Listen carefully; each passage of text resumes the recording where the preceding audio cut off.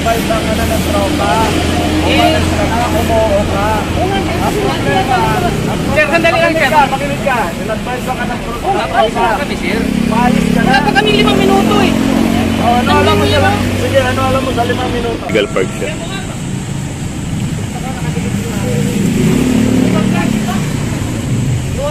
Ayan mga kasama, nandito tayo sa may Doña Emily Street sa lungsod ng Quezon City.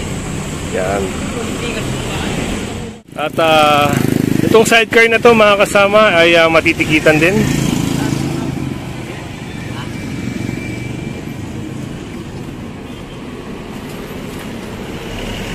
Subject for impounding para to.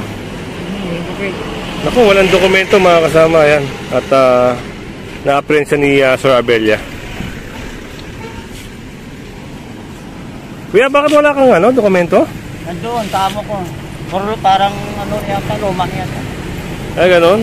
Iwan ko sa kanya, hindi na sila. Hindi nyo dinadala?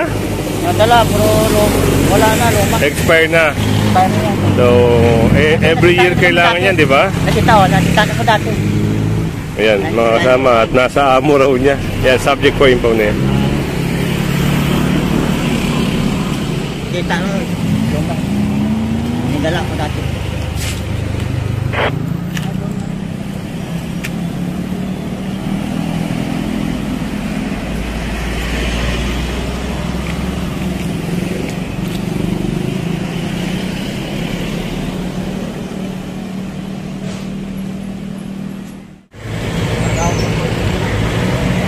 At yan mga kasama, at naisakay na yung sidecar.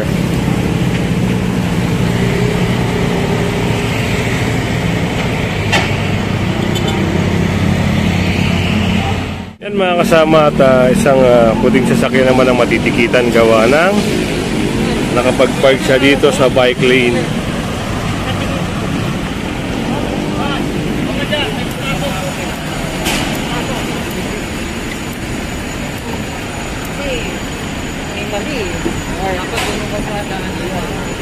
Tanggalin natin ito, sir.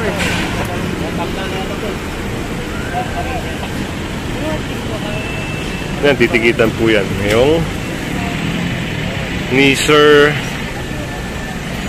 Golod. At 4 na sasakyan po ang matitikitan ngayon. Gawa ng sinakop nila yung sidewalk. So illegal parking po ang ilalagay sa kanila.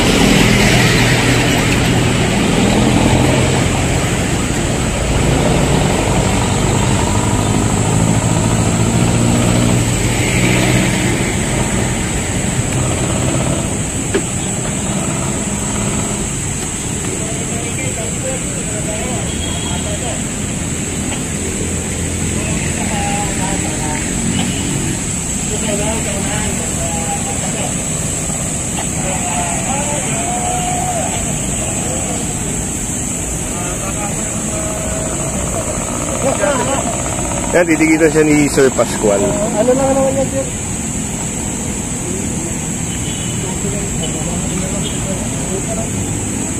Kaya mo naman.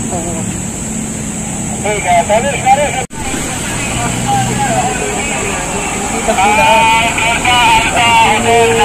Ay, nasa likuran mo. Ay, pwede kong makita yung ito ni sir?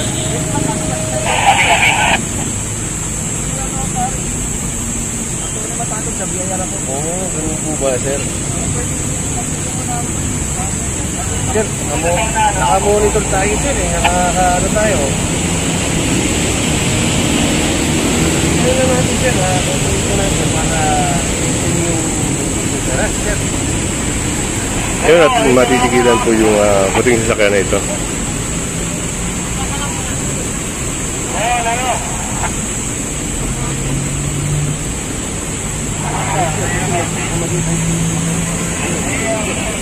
At itong itim na sasakyan mga kasama.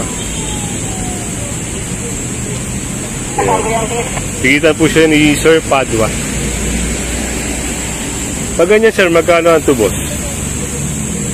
By driver po, ang penalty po is 1,000. 1,000.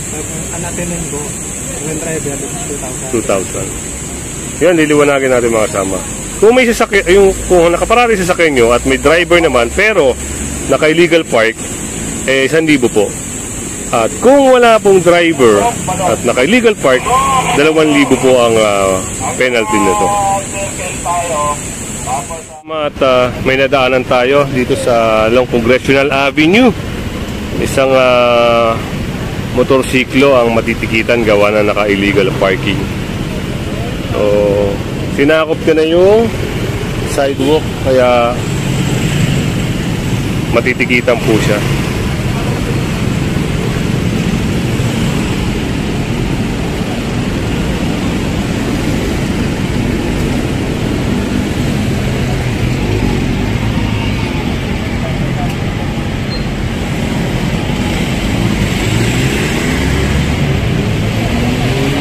At yun, natikitan siya ni Sir Golod.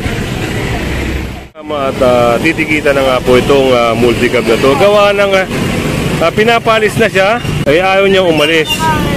Pinabihan na siya ni Sir Golod na umalis na lang. Hinangainan ko lang naman yung kwan eh. Hinangainan ko lang naman yung kwan eh. Ilan beses ang natanggalin mo? Pakiramdam ka rin lang. Balik na nga kami, sir. Kasi nga, kinukuha ko lang naman eh. Ngayon, natitikitan siya ni Sir Golod. Gawa ng, kanina po, pinapalis na siya. Ngayon, nakikiramdam siya na baka umalis na yung task force at mag-i-stay siya. Yan.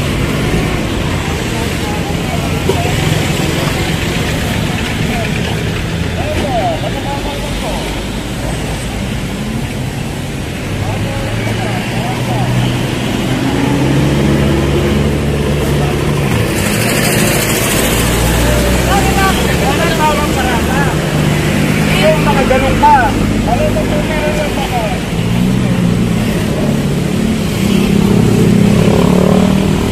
Nagkita naman kasi sir eh. Nanginan ko lang naman. Ano na tayo? Advice lang ka na ng tropa. Umalis ka na, umuo ka. Ang problema. Sir, sandali lang sir. Makinig ka. Advice lang ka ng tropa. Alis na kami sir. Maalis ka na. Wala pa kami 5 minuto eh. Ano alam mo sa sige, ano alam mo sa 5 minuto? Hindi ka mag-parking mo sa gate kapag sa 5 minuto. Yung nalalaman nyo po para sa top fraction, yung 5 minutes rule.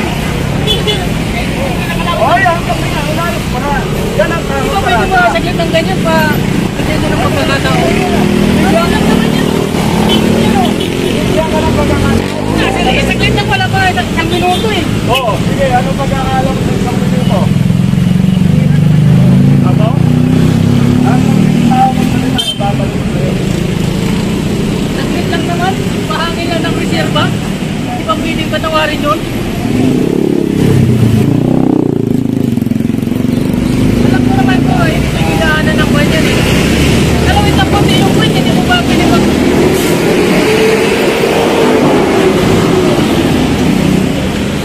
Medyo na tikitan na ni Sir Golod. Mapapansin nyo, may mga biker doon, no? Imbis na dito sila dadaan, umiiwas na. Gawa nang wala nang madaanan. Tanyo, umiiwas na yung mga biker kasi wala na sila madaanan dito. Nakaharang nga ito, nakahambalang yung multicab na ito. Kanina, nakahambalang yan dito sa bike lane. Ngayon, dahil natikita na yan, naiayos niya na kahit na paano.